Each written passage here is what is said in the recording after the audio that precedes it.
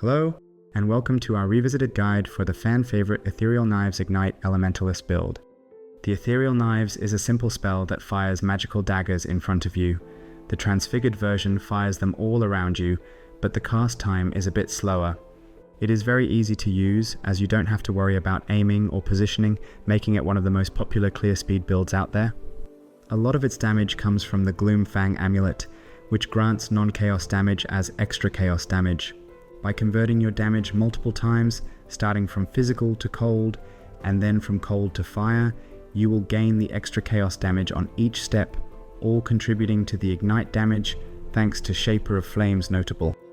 The best mercenary to hire is the Toxicologist. This way, you will gain a free Malevolence and Grace auras, and you can equip them with multiple Abyssal Jewels that increase all damage over time taken by maimed enemies, including your own ignite. The maim will be guaranteed by the Tomfist gloves, which can also be easily corrupted to apply additional curse on hit. The Elementalist Ascendancy is mandatory here. You will need the Shaper of Flames notable to utilize multiple elements for one powerful ignite. The Army of Golems also offers insane damage and defense bonuses, making the build much more accessible at a lower budget. The extra chaos damage is granted only for projectiles that have chained at least once. When facing just one, but powerful opponent, you will have to use the Hydrosphere. Ideally, it will be included in an Arcanist brand setup that also inflicts Flammability Curse and creates Burning Ground via Flame Surge. Your main defense comes from maximum life with a bit of energy shield. A high chance to block and evade incoming hits will greatly help with avoiding damage, but the damage mitigation is rather poor. Due to the Gloomfang amulet, you can't easily use the Chaos Inoculation Keystone. The clear speed is one of the best out there. It is also very visually pleasing. The damage against bosses can be good, but it requires higher investments. It is not recommended to tackle uber bosses with this setup. You will need roughly 30 Divine Orbs to comfortably start with this build, and still there will be a lot of room for improvements.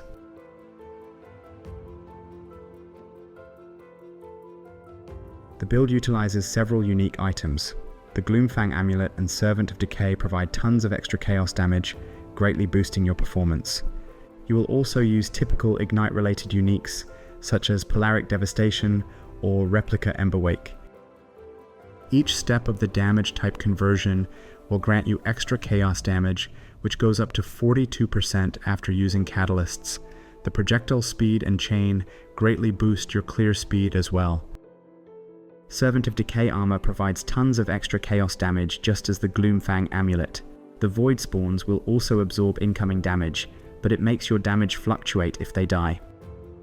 Replica Emberwake Ring massively improves your damage, but also makes your ignite last barely 2 seconds, making your gameplay more active. It may be uncomfortable at times, but the amount of damage it grants is hard to pass. Polaric Devastation is another typical ring for any ignite build. It is used to cover enemies in ash and increase the duration of your ignite, countering the downside of the previous ring a bit. The Red Nightmare Jewel can grant up to 21% chance to block incoming attacks if you convert nearby strength notables with Tattoo of the Firewalker to grant fire resistance instead. It also grants a bit of damage. Lethal Pride Jewel grants you tons of strength and adds useful bonuses to nearby notables. It can boost your physical or ignite damage, as well as boost your maximum life. Use the Watcher's Eye Jewel to get the remaining cold conversion while affected by hatred. It can also boost your damage thanks to Malevolence Aura, or improve defense with Grace modifiers, but it can be expensive. Thanks to the cheap set of Forbidden Flame and Flesh Jewels, you can borrow the Bringer of Ruin notable, empowering your heralds. The Shaper of Storms is a better choice later on, but also costs more. On the rare items you should seek increases to fire damage, gem levels, and dot multiplier. Your defense relies primarily on maximum life, further supplemented by energy shield, evasion, and block. This setup requires a lot of strength and dexterity. You will have to get lots of them on your gear. On the rare weapon, you will need additional gem levels, dot multiplier, and increases to fire, burning, or overtime damage. Avoid adding flat damage to spells here, it is very ineffective. The rare shield is very important for your defense. Make sure it provides a lot of block chance and use the Shaper influence to recover life on block. It can also increase your gem levels, raise maximum life, or provide some resistances. On the rare helmet, look for a high amount of maximum life, resistance, and dexterity. It can also improve your reservation efficiency or shift incoming physical damage to elemental. On the rare boots, you will need movement speed, life, and resistances. They can also help you avoid or reduce the effects of various ailments, or grant onslaught on kill for even more speed. The baseline gloves are quite simple. You will need life and resistances. The Eldritch implicits are very important here. They grant you fire exposure and damage over time multiplier. Your belt should provide tons of maximum life, even more if you include the Hunter influence here. It should also grant you strength and resistances. The Abyssal Jewel should grant you phasing on kill and some maximum life. It can also cover lacking resistances or attributes. Damage modifiers are not very impactful. The options are rather limited here. You will need increases to maximum life and at least one modifier with dot multiplier. Remaining modifiers can be used to cover resistances, attributes, or increase your damage a bit more. The Prismatic Heart and Sadist are the best notables to pick. They should be accompanied by Disorienting Display or Doyani's Lesson to save passive points. You will use 4 medium jewels. You should get 1 Fan the Flames and brush with Death Notable. Rest should be filled with Flow of Life and Wasting Affliction. You may use Circling Oblivion to prolong the ignite if it's too short. The explosions from the Oriath's End Flask deal massive damage that will also inflict ignite, quickly obliterating all enemies in a large radius and spreading further. Rumi's Concoction Flask grants you a bit of block chance for both spells and attacks. It also provides a bit of armor, but it is not very effective without proper scaling. You will also need the usual flasks such as Life Flask with bleeding removal or Quicksilver with extra movement speed. Jade Flask helps with evasion rating and can increase the armor granted by a Rumi's Concoction. You can use either the Toxicologist or Bladebitter Mercenaries for their 2 useful auras, Malevolence and Grace. You should then stack as many Abyssal Jewels as possible, socketed in Abyssal unique items. Enemies maimed by Mercenary will take increased damage from all sources. Those can also be used to apply Taunt or Blind for extra defense. The jewels require Mayim, which can be easily applied by those gloves, which also can hold additional jewels. Try to get the curse on hit corruption too. All other Abyssal unique items serve one purpose: to hold as many Abyssal jewels as possible. The list includes Bubonic Trail, Darkness Enthroned, and Replica Shroud of Lightless. This helmet increases the fire resistance of nearby enemies. Once lowered to negative values, it brings them down even more. The Rearguard Quiver grants a lot of defense for your Mercenary. Pair it with the Widowhail Bow to make it even more effective. To make proper use of the curse on hit modifier, you will need to raise the curse limit of your Mercenary. Try to get a corrupted ring that boosts the effect of their aura. With the Eternal Struggle Amulet, your Mercenary will automatically kill any enemy under 15% of their maximum life. Make sure the Searing Exarch modifier is dominant.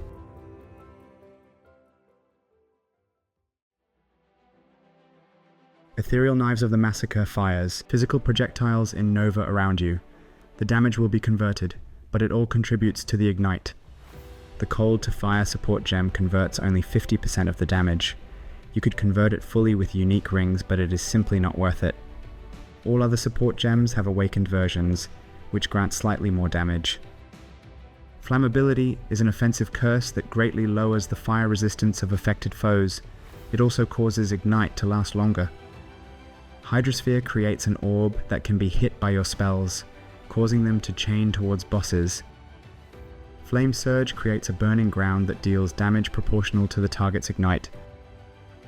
Those skills should all be triggered by the Arcanist brand. Their sockets affect the trigger order. Ideally, the Flame Surge should be last to activate. Hatred is an offensive aura that grants tons of extra cold damage and enables important Watcher's Eye modifier. Tempest Shield improves your spell block chance and grants immunity to shock. Herald of Purity improves your physical damage, which is your base source of damage. Herald of Ash grants extra fire damage based on the physical damage. As an Elementalist, you will have an army of 4 powerful golems that automatically respawn after death. The Flame Golem massively increases your damage and area of effect. The Summoned Stone Golem grants massive life regeneration, but also boosts your evasion and energy shield. The Lightning Golem grants extra cast and attack speed, which is useful for mobility, but you primarily need it for the mana sustain. The Chaos Golem grants an insane amount of damage over time multiplier, and provides plenty of chaos resistance. Shield Charge is your main form of travel. It performs a quick charge to the targeted location. This skill scales with your movement and attack speed. Use faster attack support to make it better. Frostblink is a secondary movement skill, as it is limited by a cooldown.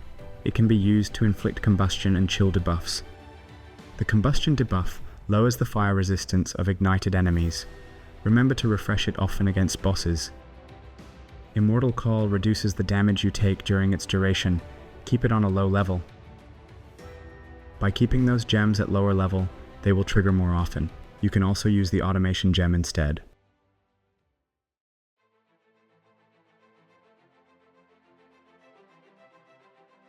It is best to kill all bandits to receive an additional passive point. You will need the Soul of the Brine King as your major Pantheon power to deal with freeze and stuns. The minor Pantheon power is more flexible depending on your needs. The Soul of Ralakesh is great for mitigating bleeds, which can be very deadly. The Ethereal Knives' low initial damage is not suitable for a comfortable campaign. You will need the Gloomfang Amulet first, which requires level 77. We recommend starting with the Fire Trap instead, which offers the best damage over time playstyle for the campaign. It inflicts a special burning debuff and doesn't need an ignite chance, which can be hard to obtain without the Ascendancy. Later on, you can switch to the Wave of Conviction, which is a physical spell that scales similarly to the Ethereal Knives. For more leveling tips and adjusted passive tree progression, visit our written guide on the website in the description. Most of the damage in the final passive tree comes from cluster jewels, but there are some regular fire damage notables as well. You will also need to pick up the cold damage cluster for the cold conversion mastery. The defensive investments are limited to raising maximum life and block chance. You will also need a bit of mana reservation efficiency and get 1 additional golem. The third notable in the cluster jewels is not very cost effective, but it's not a big deal if you can't get the ideal variant. Make sure to replace the nearby strength nodes with tattoos of the Firewalker, otherwise the red nightmare jewel won't be effective. Thanks to the Mercenaries, the build is stronger than ever. It is a great time to try this setup out. We encourage you to leave a like or subscribe to the channel. Thank you for watching, and see you soon in the next video.